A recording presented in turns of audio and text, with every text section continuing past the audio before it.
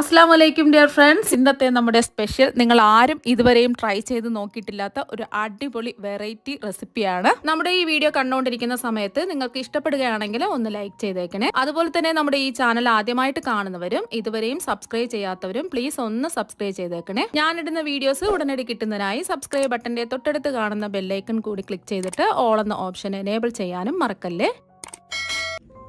ആദ്യം തന്നെ ഇതിനായിട്ട് ഞാനിവിടെ 1 കിലോ നല്ല പഴുത്തിട്ടുള്ള പാളയംകുടം പഴമാണ് എടുത്തിട്ടുള്ളത്. ഇതിന് ഏറ്റവും ബെസ്റ്റ് ആയിട്ടുള്ളത് പാളയംകുടം പഴമാണ്. വേറെ ഒരു പഴത്തിൽ ചെയ്താലും ഇത്രയധികം ടേസ്റ്റ് ഉണ്ടാവില്ല. അപ്പൊ പഴം എടുക്കുമ്പോൾ നല്ല പഴുത്തിട്ടുള്ള പഴം നോക്കി വേണം എടുക്കാനായിട്ട്. ഉണ്ണിയപ്പത്തിലൊക്കെ ചേർക്കുന്ന പഴമില്ലേ, ആ പഴമാണ് എടുത്തിട്ടുള്ളത്.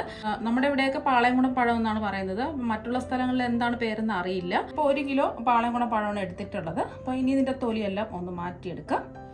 അപ്പോൾ പഴത്തിന്റെ തൊലിയെല്ലാം മാറ്റിയതിന് ശേഷം ഒരു ബൗളിലേക്ക് പഴം ഇട്ട് കൊടുത്തിട്ടുണ്ട്. ഇത് ട്രഡീഷണൽ രീതിയിലാണ് നമ്മൾ ചെയ്യുന്നതെങ്കിൽ കൈ വെച്ച് നല്ലതുപോലെ കൈ വെച്ചിട്ട് ഞെരടിയാണ് എടുക്കുന്നത്. അപ്പോൾ ചിലർക്ക് അതൊന്നും ഇഷ്ടാവില്ല. പണ്ടത്തെ കാലത്ത് ഇത് കൈ വെച്ചിട്ട് നല്ലതുപോലെ ഞെരടി എടുക്കും. അപ്പോൾ ഞാനിപ്പോൾ മാഷർ ഉപയോഗിച്ച് ഇതൊന്ന് മാഷ് ചെയ്തെടുക്കുകയാണ്. ഇതുപോലെ ഒന്ന് ഉടച്ചെടുക്കുക. പഴം നല്ല പേസ്റ്റ് പരുവത്തിനാവണ്ട, ചെറിയ ചെറിയ കഷ്ണങ്ങളൊക്കെ ഉണ്ടാവണം. അപ്പോൾ കൈവച്ച് നിങ്ങൾ ചെയ്യുകയാണെന്നുണ്ടെങ്കിൽ അങ്ങനെ ചെയ്തിട്ടെടുക്കുക. കൈവച്ച് ചെയ്യുമ്പോൾ കുറച്ചും കൂടി ടേസ്റ്റ് കൂടുതലായിരിക്കും. അപ്പോൾ പണ്ടൊക്കെ കൈവച്ചിട്ടാണ് ചെയ്യുന്നത്. ഇതുപോലെ എല്ലാ പഴവും ഒന്ന് ഉടച്ചെടുക്കുക. നമ്മൾ പഴം ഉടച്ചെടുക്കുന്ന സമയത്ത് അങ്ങ് പേസ്റ്റ് പരുവത്തിനായി പോകുക. ചെറിയ ചെറിയ പഴത്തിൻ്റെ കഷ്ണങ്ങൾ കാണണം. അപ്പോൾ അതാ ഒന്ന് ഉടച്ച് എടുത്തിട്ടുണ്ട്. ഇപ്പോൾ നാടൻ പഴമൊക്കെ ആണെന്നുണ്ടെങ്കിൽ നല്ല മണമായിരിക്കും. ഇതിപ്പോൾ നമ്മുടെ വീട്ടിൽ തന്നെ ഉണ്ടായ നാടൻ പഴമാണ്. അപ്പോൾ അതുകൊണ്ട് നല്ല മണമാണ് ഈ പഴത്തിന്. ഇപ്പോൾ അതാ ഒന്ന് ഉടച്ചെടുത്തിട്ടുണ്ട്. അപ്പോൾ പഴമൊക്കെ ഈ ഒരു രീതിക്ക് ഉടച്ചെടുക്കുക. കൈവച്ചാണെന്നുണ്ടെങ്കിൽ അങ്ങനെ ഉടച്ചെടുക്കുക. നമ്മൾ ചേർത്ത് കൊടുക്കുന്നത് മധുരത്തിന് ആവശ്യമായിട്ടുള്ള ശർക്കരയാണ്. ഞാനിപ്പോൾ പൊടിച്ചെടുത്തിട്ടുള്ള ശർക്കരയാണ് ചേർത്ത് കൊടുക്കുന്നത്. 1 കപ്പാണ്. 250 ml കപ്പിന് 1 കപ്പ് ശർക്കരയാണ് ചേർത്ത് കൊടുത്തിട്ടുള്ളത്. അപ്പോൾ അത്യാവശ്യം മധുരം ഉണ്ടാവും. നല്ല മധുരം ഇല്ലാന്നുണ്ടെങ്കിൽ നമ്മൾ ലാസ്റ്റിൽ ആവശ്യത്തിന് വേണമെന്നുണ്ടെങ്കിൽ മധുരം ചേർത്ത് കൊടുത്താൽ മതിയാകും. കല്ലുമണ്ണും അഴുക്കൊക്കെ ഉള്ള ശർക്കരയാണെന്നുണ്ടെങ്കിൽ ഈ ശർക്കര 1 കപ്പ് എടുത്തതിന് ശേഷം ഒരു 1/4 കപ്പ് വെള്ളത്തിൽ ഒന്ന് അരിച്ചിട്ട് വേണം ഇതിലേക്ക് ഒഴിക്കാനായിട്ട്. അപ്പോൾ ഇതിപ്പോൾ കല്ലും മണ്ണും അഴുക്കൊന്നും ഇല്ലാത്ത ശർക്കര ആയതുകൊണ്ട് ഞാൻ നേരിട്ടങ്ങ് ഇട്ട് കൊടുക്കുകയാണ് ചെയ്യുന്നത്. ഇപ്പോൾ ശർക്കരയ്ക്ക് പകരം നിങ്ങൾക്ക് കരിപ്പെട്ടി വേണമെങ്കിലും എടുക്കാവുന്നതാണ്. അപ്പോൾ അതൊന്ന് മിക്സ് ചെയ്ത് കൊടുക്കാം. ഇതിന് പകരം നിങ്ങൾ പഞ്ചസാരയൊന്നും എടുക്കരുത്. എന്നാൽ പിന്നെ ആ കറക്റ്റ് ടേസ്റ്റ് ഉണ്ടാവും. പണ്ടത്തെ കാലത്തൊക്കെ ചെയ്തു വരുന്ന പാലും പഴവുമാണ് ഞാനിന്ന് തയ്യാറാക്കുന്നത്.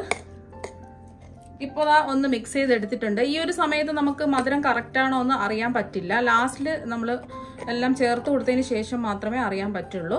അടുത്തതായിട്ട് വേണ്ടത് തേങ്ങാപ്പാലാണ്. തേങ്ങാപ്പാലിൽ ചെയ്തിട്ടെടുക്കുമ്പോഴാണ് നല്ലൊരു ടേസ്റ്റ് കിട്ടുന്നത്. അപ്പം ഞാനിപ്പോൾ 1-ാം പാലും 2-ാം പാലും കൂടെ എടുത്തിട്ടുള്ളതാണ്. ഞാനിപ്പോൾ ഒരു മീഡിയം സൈസ് തേങ്ങ ചിരകി എടുത്തിട്ട് അതിലേക്ക് ആദ്യം ഒരു 2 കപ്പ് വെള്ളം ഒഴിച്ച് ഒന്ന് അടിച്ചെടുത്തതിന് ശേഷം അരിച്ചെടുത്തിട്ട് വീണ്ടും ആ കൊത്തുണ്ടല്ലോ, ആ കൊത്തിട്ടതിന് ശേഷം വീണ്ടും 2 കപ്പ് വെള്ളം ഒഴിച്ച് ഒന്നുകൂടി ഒന്ന് അരിച്ചെടുത്തിട്ടുള്ള 1-ാം പാലും 2-ാം പാലുമാണ് ഇത് എടുത്തിട്ടുള്ളത്.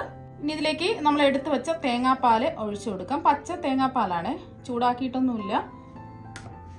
ആദ്യം ഒരു 2 കപ്പ് തേങ്ങാപ്പാൽ ഒഴിച്ച് ഒന്ന് മിക്സ് ചെയ്തതിന് ശേഷം നമുക്ക് വീണ്ടും ഒഴിച്ചു കൊടുക്കാം.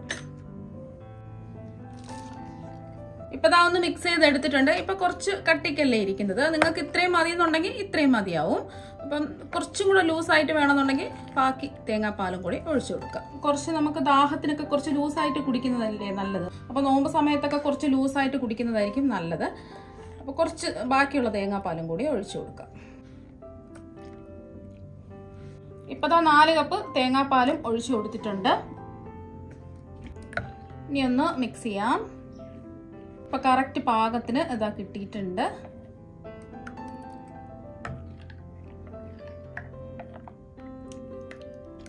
എല്ലാം കൂടിയിട്ട് ഒന്ന് മിക്സ് ചെയ്തതിന് ശേഷം ഇതിലേക്ക് ആവശ്യത്തിനുള്ള ഏലക്കപ്പൊടി ഇട്ട് കൊടുക്കാം. 1/2 ടീസ്പൂൺ ഏലക്കപ്പൊടിയാണ് ഇട്ട് കൊടുത്തിട്ടുള്ളത്. ഇത് പഞ്ചസാരയും കൂട്ടിച്ചേർത്ത പൊടിച്ച ഏലക്കപ്പൊടിയല്ല. പഞ്ചസാരയും കൂട്ടിച്ചേർത്ത് പൊടിച്ച ഏലക്കപ്പൊടിയാണെന്നുണ്ടെങ്കിൽ 1 ടീസ്പൂൺ ഇട്ട് കൊടുക്കുക. അല്ലാന്നുണ്ടെങ്കിൽ 1/2 ടീസ്പൂൺ ഇട്ട് കൊടുക്കുക.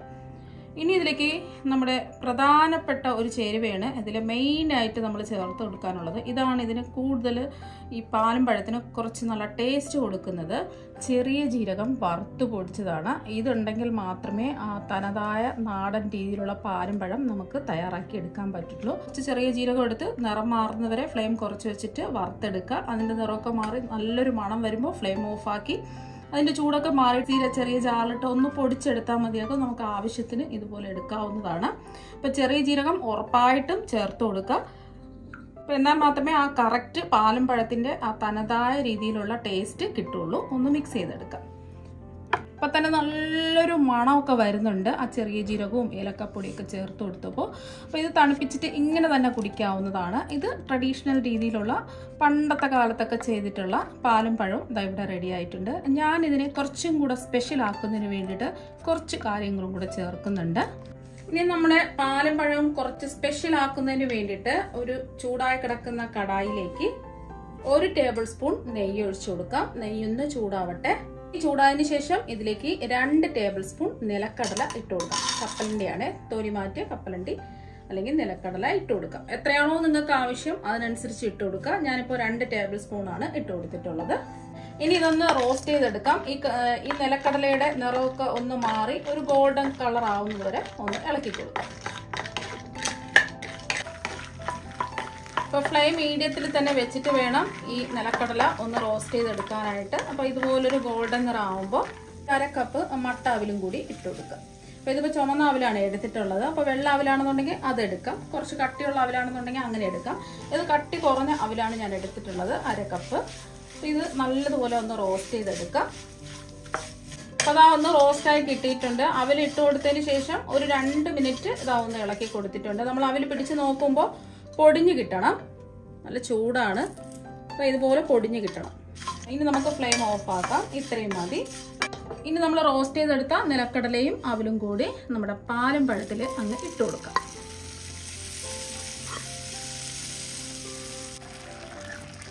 അപ്പം നമ്മുടെ പാലും പഴവും കുറച്ചും കൂടി ഒന്ന് സ്പെഷ്യൽ ആയിട്ട് വന്നിട്ടുണ്ട്. നിങ്ങൾക്ക് വേണമെന്നുണ്ടെങ്കിൽ മാത്രം അവലും നിലക്കടലയും റോസ്റ്റ് ചെയ്ത് ചേർത്ത് കൊടുത്താൽ മതിയാകും. അത് തനതായ രീതിയിൽ പാലും പഴവും ചെയ്തെടുക്കുന്നത് പോലെ അങ്ങനെ വേണമെങ്കിലും ചെയ്തെടുക്കാവുന്നതാണ്. അപ്പം നമ്മുടെ സ്പെഷ്യൽ പാലും പഴവും ഇതാ ഇവിടെ റെഡി ആയിട്ടുണ്ട്. ഇനി നമുക്ക് ഗ്ലാസ്സിലേക്ക് സെർവ് ചെയ്യാം. അപ്പം നല്ല മണമാണ്, കുടിക്കാൻ വേണ്ടിയിട്ട് അടിപൊളി ടേസ്റ്റാണ്. എന്തായാലും ഒരു പ്രാവശ്യം ഇതുപോലെ പാളയക്കുടം പഴം വെച്ചിട്ട് ട്രൈ ചെയ്ത് നോക്കാം. ഒരു സമയത്ത് മധുരമൊക്കെ ഉണ്ടോയെന്നൊന്ന് ചെക്ക് ചെയ്ത് നോക്കാം. ആവശ്യമെങ്കിൽ മധുരം ചേർത്ത് കൊടുക്കുക.